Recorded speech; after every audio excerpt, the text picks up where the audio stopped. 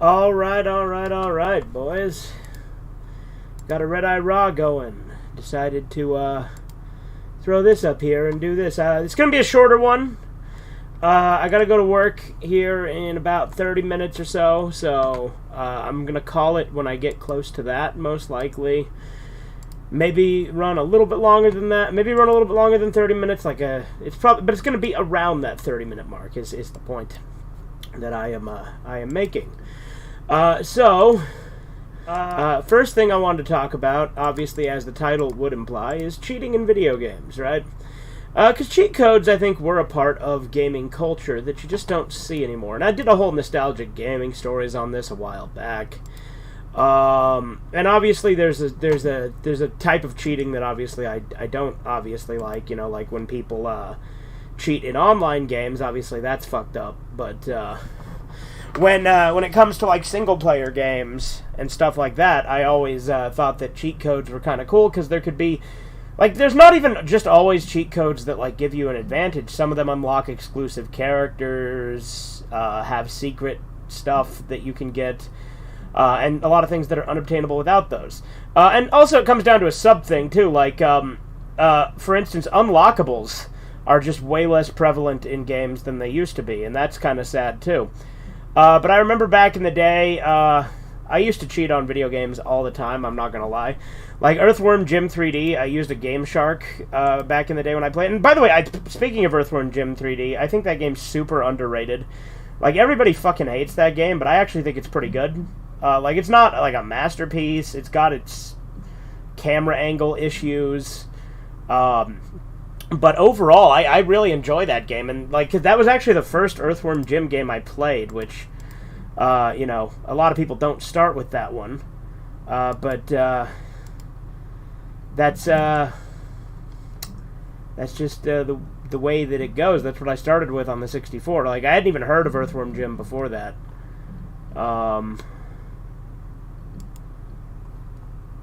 Did I mute you? I don't think I did. Hold on. You're muted, but, it doesn't say I mute. It won't let me unmute you, so I think you have your mic muted, Steven.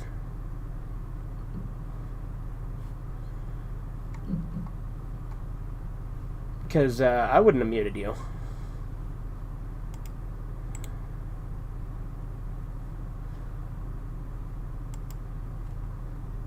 I'm trying to unmute myself. Maybe it's on my end. I don't know. I can try leaving the call and coming back and see if that makes a difference, and you can try the same. Hold on. No, it didn't do anything when I did it. Let me try muting and unmuting you. Mute, unmute. Mute, unmute. Nope, nothing.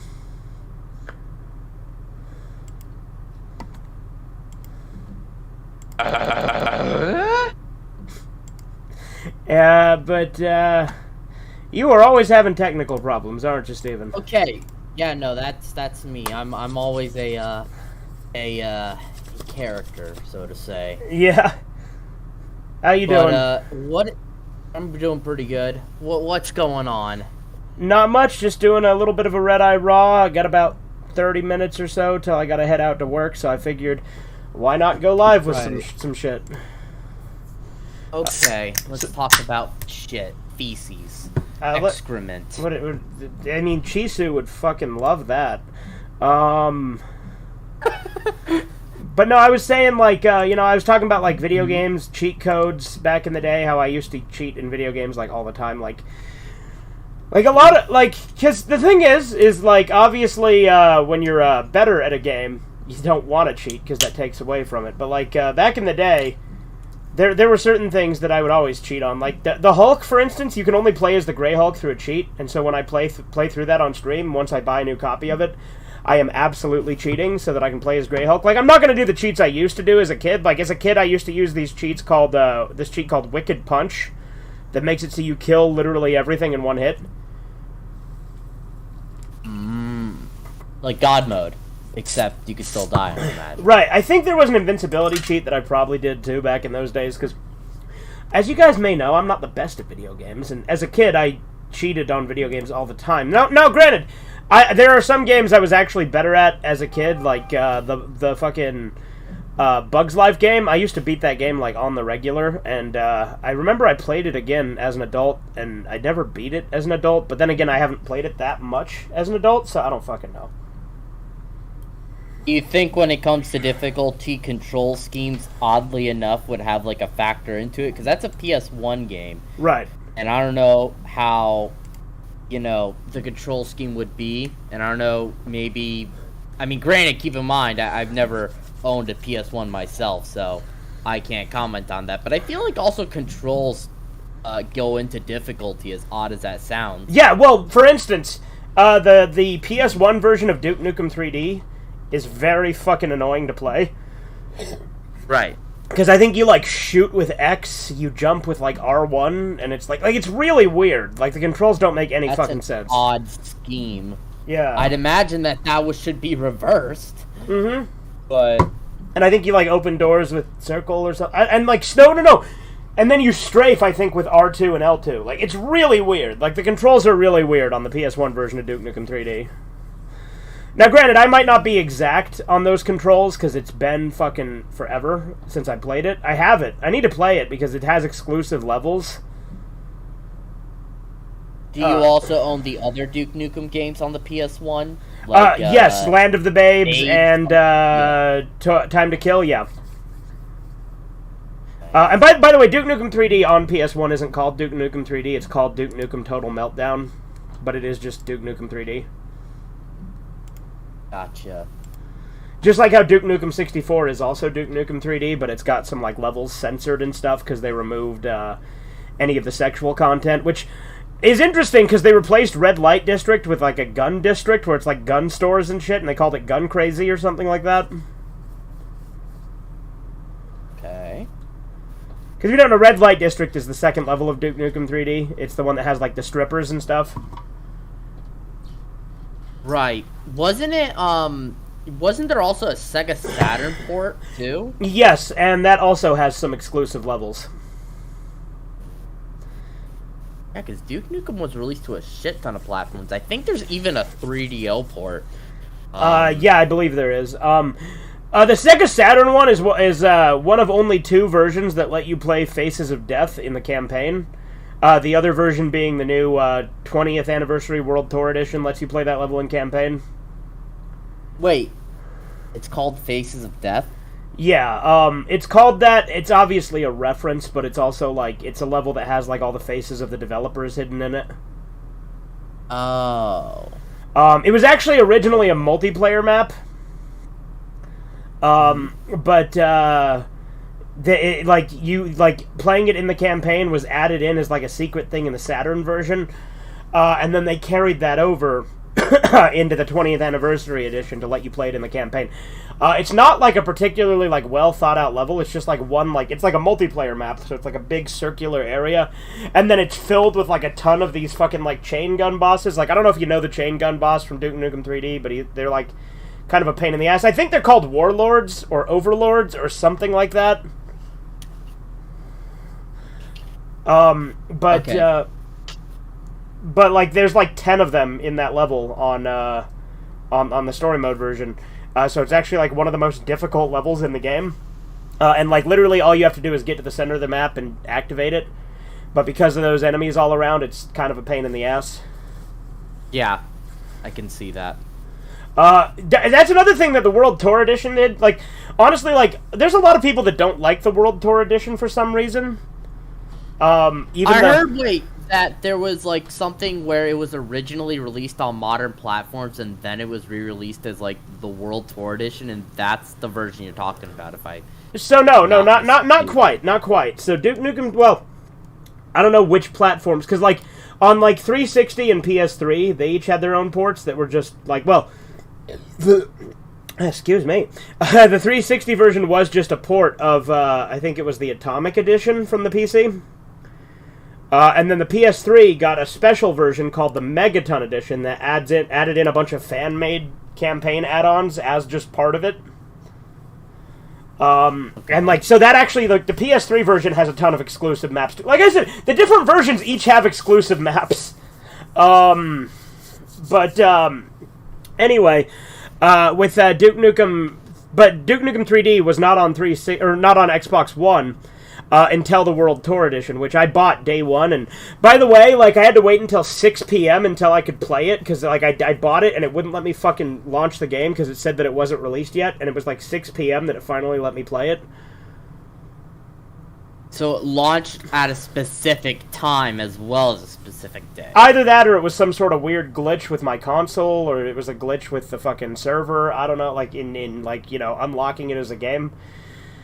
But in the World Tour, but people like say that like they don't like that the World Tour Edition adds in like new, like, because if you don't know, John St. John re-recorded all of his lines. But the voice actor from Duke, I'm imagining. Yeah, but you can play it with the original voiceover if you want. Like, you can use the old recording or the new recording. The new recording's in like higher quality and doesn't have that like tinny effect that, like, obviously the effect is iconic to Duke Nukem 2, but like his voice is a lot higher quality in the new recording, but also like it's uncensored because like the word fuck is censored in the old version, but in the new one it's not. And it's not like he said anything different, like he just redid all the lines, but like people say that he seemed like not really that into it when he read the lines, but I never had a problem with, like, I never got that impression. Like, people say that like the World Tour Edition's like lazy or something, but I think that it's great. Like, granted, it's not like hated. Like, it's not as hated as obviously like Duke Nukem Forever, which again I think is the most underrated game of all time, because Duke Nukem Forever is great. But Duke Nukem 3D World Tour Edition does have like, it has an entire like new episode, so it's got 6 new campaign levels on it that are like a cool like a new like add-on, and like it has callbacks to older, like it's called the World Tour Edition because each level of the new add-on takes place in a different country. But it's also got, like, new references, like, because if you know in, like, in Duke Nukem 3D, there's a hidden Doom guy you can find that's dead, and he's like, "Well, damn, that's one Doom Space Marine." And he actually says that? Yeah. And then in Duke Nukem Forever, they had a callback to that, where you can find Isaac from Dead Space, you can find him dead, you can find his armor, and then Duke says, "Damn, that's one dead Space Marine." But then in Duke Nukem World Tour, in the new levels, you can actually find Serious Sam dead in the desert level, and he's like, "Why so serious, Sam?" I love how it's set in the desert level, because I'm pretty sure the first game takes place primarily in the desert for Serious Sam. Right, obviously. That's funny. But wait, so the World Tour Edition came out after the Megaton Edition, correct? Right, Megaton was on PS3 exclusively. And what was missing from the World Tour Edition that was on the Megaton Edition? Well, again, the Megaton Edition exclusively has a bunch of fan expansions, so it's got Duke's Caribbean Tour, Duke It Out in DC, and Duke Nukem Nuclear Winter. And those are each, like, entire episodes that each have, like, 6 episodes apiece, so that's a total of 18 levels that are only in that version. And they've never been ported since? I mean, I think you can get them on Steam, probably, but, like they're like, being in that bundle was exclusive to PS3. Like, the Megaton Edition just came with those by default. And I'd imagine that it didn't come out physically for PS3. Correct, and it drives me nuts, because if I want to play it, I gotta use Kyler's PS3. Yeah, because if the servers for the PS3 shut down and people don't buy that edition, if they're only on console, they're kind of fucked. Well, I don't take my PS3 online, because it's modded. Right. And that's another thing, mods. I have a ton of modded consoles, as you probably know. Like, I've got, like, I myself personally have 3 modded original Xboxes, and then Kyler has, I think, 3 modded original Xboxes as well. Trevor has a modded original Xbox. I have 2 modded 360s, but one of them's red-ringed, and then the other one works fine. It's my current 360 I use. I got a modded PS3. Kyler has a modded GameCube. You know, there was a guy on OfferUp, I think, selling a modded PS2 for, like, I think $100. The only issue is that the video kind of is fucked, and it like glitches out pretty badly. But he has like a bunch of games pre-installed on it. Yeah. Yeah, so that's pretty cool. But like my modded ones, like the easiest way to get modded consoles for me was like I would like, because granted you can always mod them yourself, but obviously I'm not exactly the most technologically literate. Right. So what I would do is I would go on this website. It's basically Craigslist. It's not Craigslist. It's a local one. I'm not going to say the website because I never like to reveal exactly where in Utah I am, and I don't know exactly how local this site is.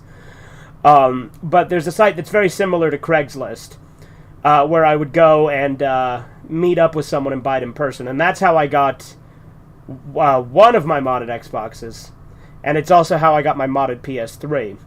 And then my other 2 modded Xboxes I actually bought in a game store called, well, I'm not going to say what it's called, but there's a local game store that sells used games, as well as, like retro stuff. And they had 2 modded Xboxes there. And I bought an Executor 2 because those are really fucking rare. I don't really use my Executor 2 all that much, because I usually use my Unleash X, which is the other one we got at that store, which actually, Danny actually bought. Like, the one that, the modded Xbox I used the most was originally Danny's. But he bought it, and then he borrowed some money from me. He borrowed a couple $100 from me. And rather than paying me back, I said it would be fine if he gave me that. So he just gave me that Xbox. He paid me back partially, because I think he still owed me like $140, and he bought that console for around $140 or $150, so then he just gave me the console. Whoa. Which is good, because it's become my favorite original Xbox to use, hence why it's the one I use the most often. Do you think it was worth more than what he owed you? Or do you think it was worth less? I think, I don't know, I was satisfied with the deal, and he never used the damn thing anymore anyway. So, either way, it worked out, you know? And how long have you had that original Xbox? Oh, years. Damn, so that one's a keeper. Yeah, I'm like, so, the one that I bought on the Craigslist type site, I've had for, what's it called? I've had for 10 years now, I think, at this point. Kyler's first original modded Xbox that we got, he bought on eBay.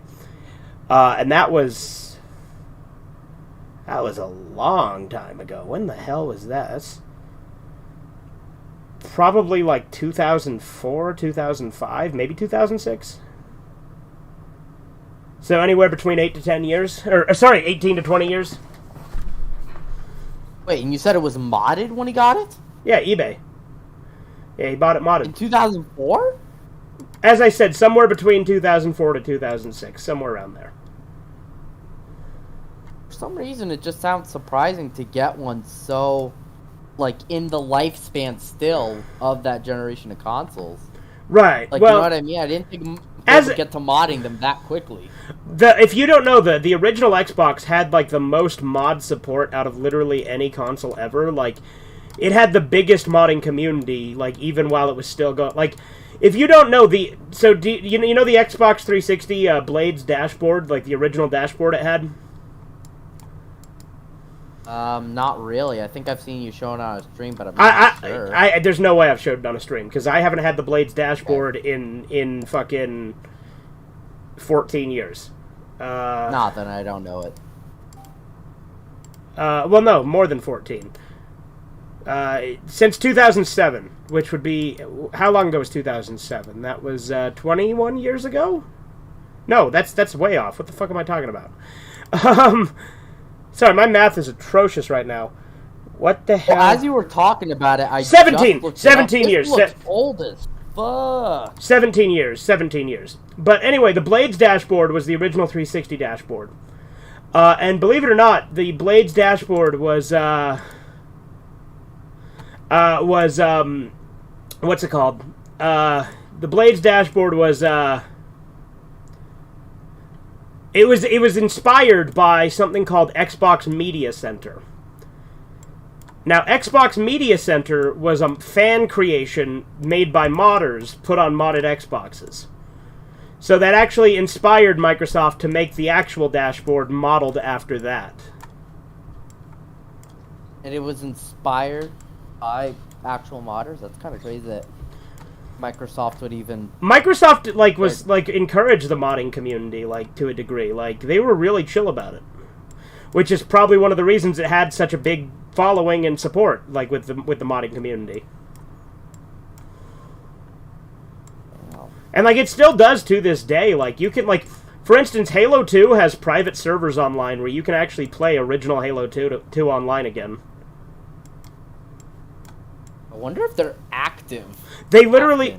well, yeah, well, Kyler wanted to play it, but he can't find his... Because you have to have the latest Xbox Live update for it to work. And we only have one console that we know for sure is up to date, and obviously we don't want to update the modded ones, because updates can fuck with mods. We learned that the hard way. Oh.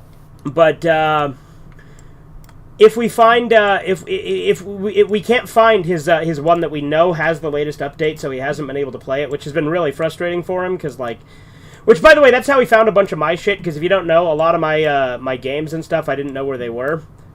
And while he was looking for his Xbox, he came across literally everything I was looking for. He just couldn't find his Xbox. Kind of ironic. Yeah, that's how it goes, though, you know? Because if you don't know, like, I didn't know where Call of Cthulhu was, which is why I haven't... Because I was actually going to play Call of Cthulhu again the other day, and I didn't know where it was, but now that I have it, I'm going to. Because Call of Cthulhu I have saved on my modded Xbox, like, the game is saved to the hard drive on the one that I use the most. But with that one... I don't have the saved data on it, and I can't transfer it because I can't get returned to MS- on the one that has the saved data. Because the mod's weird. Because like a lot of mods, you can go back to Microsoft Dashboard pretty easily, so you can access like the default dashboard. But for some reason on that one, I can't figure out how the hell to do it. But luckily, now that I found the copy of Call of Cthulhu, I can just play the game on the one that has my save data. Because I don't want to start the game over again, because it's a fucking tough game. And I'm really far in it.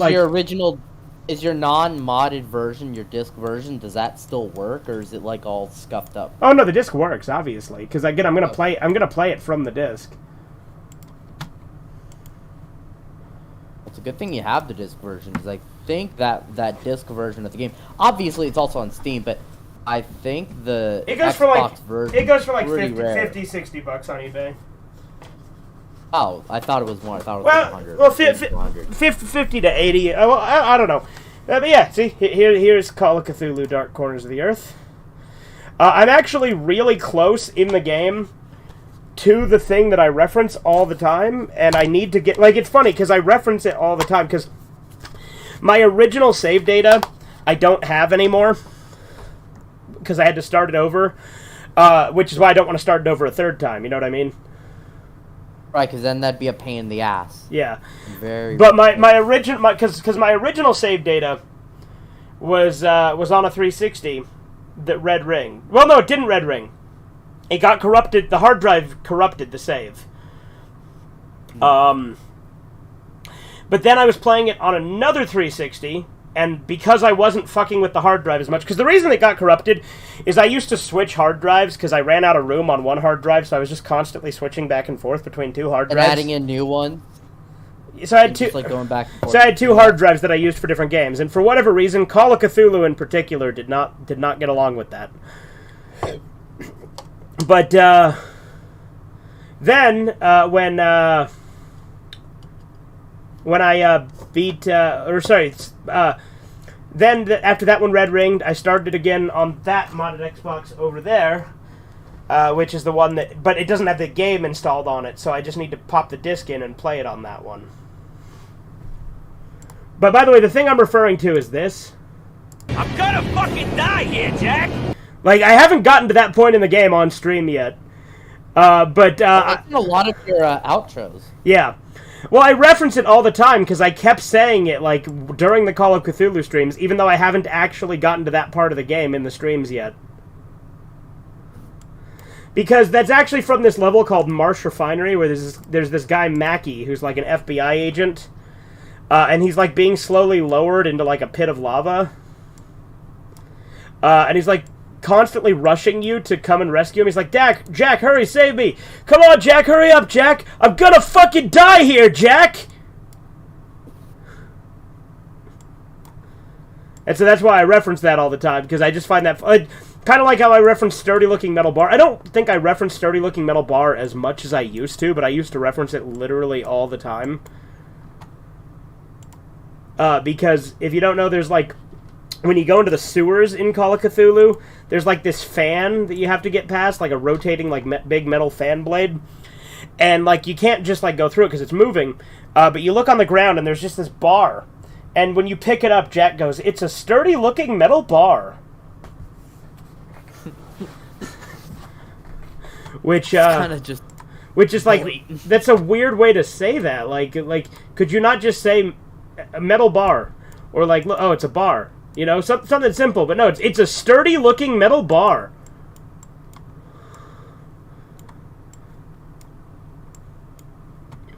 So that's why I constantly would reference that, and that, like, became, like, a running meme on the channel. Would you, is it a long game, or...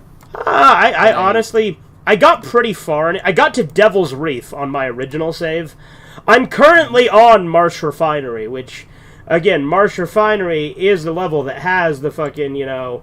I'm gonna fucking die here, Jack! Like, that's on Marsh Refinery, but, I can't remember how the fuck to get past the turret at the beginning of the level, so I'm just gonna have to look it up again.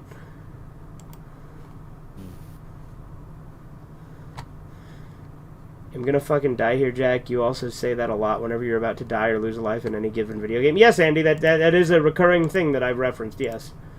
I feel like more so in older streams, but to a degree still. I still do it. But not, like, I do feel like older streams I did a lot more.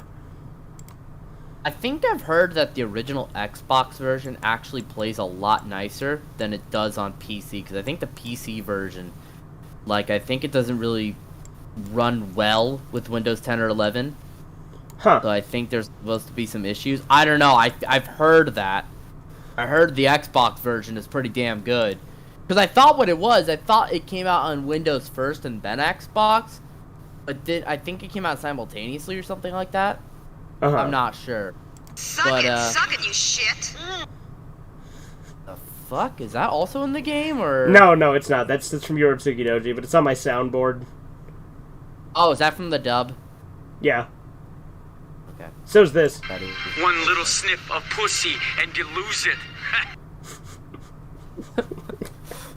I think I know that's from, like, the scene where Amano catches, like, that demon in the act in the first episode. Yeah, like the very first, like, rape scene in it, where, like, fucking the teacher takes Akemi into the fucking infirmary and starts going to town on her, and Amano's watching it, and he's like, this looks pretty interesting.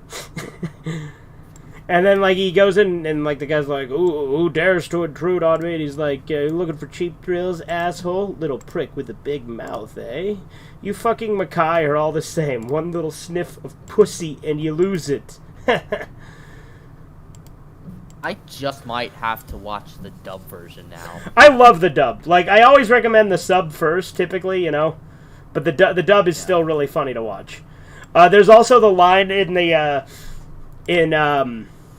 like, in the same scene, where he's like, I may not be human, but at least I'm not a fucking monster like you!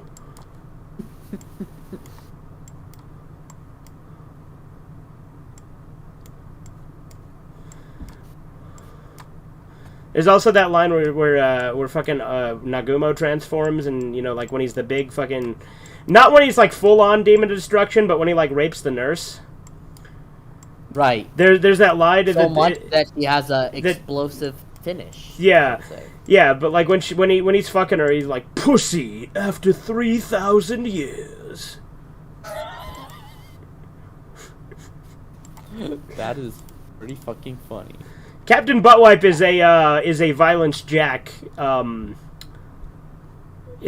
Jack quote, but yes, that is a funny dub line. It's from Mong Entertainment, it's the same company, but yeah, it's a Violence Jack one. You know, I think there's like a I'm looking it up as we're talking. The Blu-ray for the movie edition's also a little pricey. It's like $70. Wait, really? Yeah. Okay, well Not the perfect collection, like the obviously. What about the DVD for the movie edition? Because I have the DVD of the movie edition, not the Blu-ray. DVD. I think Kitty put out the DVD of the movie, not the perfect collection. Well, yeah, no, the Perfect Collection was done by Central Park Media under their Anime 18 label, and Central Park Media no longer exists, so it's like super out of print. Well, no, it's not just super out of print. I'm looking it up. Like, it's out of print. Like, someone's selling like a bootleg version of it, because you can tell it's a bootleg because it only has one disc, and the back is just pretty bootleggy. He's selling it for like $180, and like standard copies of it used go for like $500 to $800. Like, I'm not even bullshitting. And I bought it. The cheapest right now is $299.99. I bought it for $40. I know, and I'm pissed that you spent only $40 fucking dollars. And well, actually, I'm not too pissed that I spent like over $100 because I'd rather bite the bullet there than wait to where it is. Wait, now, so you have the Perfect Collection, right? I do have the Perfect collection. Wait, that's the only version you have, isn't it? Yes. Okay, yeah, that's right. I remember because you've only seen the sub. I've only seen the sub. I want to watch the movie edition. But actually, also another thing I forgot to mention, there recently came out with like a gray market Spanish Blu-ray of I think just the movie edition. That one's pretty cheap. It's like $30. Oh, okay. Well, if anyone wants the movie edition, what region is it?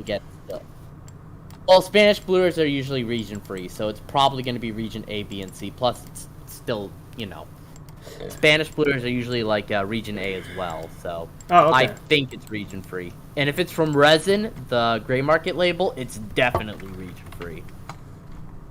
Because in Spain, I'm pretty sure the laws for piracy are a lot less strict than they are here. Like, it's pretty much okay. Hence gray market. And yeah, like it's like concrete jungle over there. In the sense that everything is just gray market label. Yeah, well, you know another, like, it's funny, like, two of my Euro Tsukidoji things that I own, well, to be fair, most of the Euro Tsukidoji things that I own are kind of rare. Mm-hmm. Call of Cthulhu Dark Corners of the Earth is around 6 to 8 hours according to the long play videos. Okay. Because first off, I have the Perfect Collection, right? But if you don't know, Volume 1 of the manga is, like, impossible to get anymore. Like, I'm like, the Faku reprint of Volume 1 of the manga is, like, impossible to get your hands on anymore. Really? Yeah, and I have it, obviously, because I bought it for, like, $30 on Amazon, I think. It was either on Amazon or Right Stuff back when I got it. I don't remember. Oh my god. You are right. Yeah, like, you can find volumes 2, 3... for, like, $600. Yeah. You can find 2, 3, and 4 just fine, but volume 1, God damn. Yeah, no, volume 2 is, like, because as we're talking, I'm going on eBay just because it always amazes me to see how shit inflates through, like, eBay. It's, like, $30 for volume 2. The comics are actually not too expensive. They're like $25 a volume for the comics. I feel like that's not like crazy for what it is for like the comic versions, because I did not know Uratsukidoji had like an American comic. But I think in one of your haul videos you showed like a Blue Girl comic as well. So yeah, probably from that same company. Well, it depends on so. But the comic version that with Uratsukidoji, I don't think they did American remakes of it like they did with La Blue Girl. I think it is just the manga volumes cut up into smaller editions for the comic versions. So, like, each comic is a chapter of the manga, effectively. Okay, so it's not like just an American take on it. No. in comic form. No, they didn't do that with Yorotsuki Doji. In fact, with La Blue Girl, there is a comic version of the original manga as well, which I have the first volume of. And then I also obviously have the American comic of La Blue Girl as well. Like, I have both of those. Like, I don't have all of the manga of La Blue Girl because actually getting, like, the bound manga editions is super expensive, and buying all of the individual comics would take forever, and, like, it'd be a lot of them, and it'd add up, you know? Right. But, no, when it comes to, like, manga, I think the rarest manga I own is probably Yorotsuki Doji Volume 1 now. But, like, another rare one is, you know, all of it, like, Adventure Kid. I have all of it. And that's, like, impossible to find in any form. Any form. So, good on you for getting that. Speaking of mangas, I'm debating on getting the... Because I saw it at Walmart when I was passing by. And I have the Blu-ray for Berserk, but I'm debating on getting the... Because Corbin said it was better. And, I'm curious because I've also heard the same thing from a lot of people. I'm debating on getting the manga, but I need to know how much I'm gonna like the anime. So I don't know if watching the anime first would be ruining the manga, or... I watched the anime first. Oh, okay. Because, what's up, the Logan? manga was actually... And they had it as a hardcover at Walmart for the first volume for, like, only... I think it was $50? I could be wrong. But it was not that expensive. Yeah. What looked to be like a thick boy. The Berserk omnibuses, there's a lot of them, but they're pricey, but they're not the most pricey. You know what I mean? Like, they go anywhere between $30 to $60. That's not, like, insane, and I imagine... Especially for how fucking big they are. They're huge. And they're hardcover, too. I know. Yeah, no, and I'm kind of stingy when it comes to that. I like to have hardcovers, so... I mean... Yeah, and it was a cool-looking fucking manga. I just realized Like... that in REDEYE RAW, I did not capitalize the W. Literally everything but the W at the end is capitalized. But I've got to start wrapping up and go to work, so I'm going to wrap this stream up. Okay. I suggest starting with the 1997 version. I agree. That's the one you have, right? Yeah, I have the Discotheque Blu-ray. Right. I have the old That is the Warbox set that was like out of print and like was like $70 when I got it. Granted, it was a gift, but still. That's nice. That you got it for a gift. Yeah. Anyway, I'm gonna wrap this up, so I will see you guys later. I gotta get to work, so have a good one. Toodles.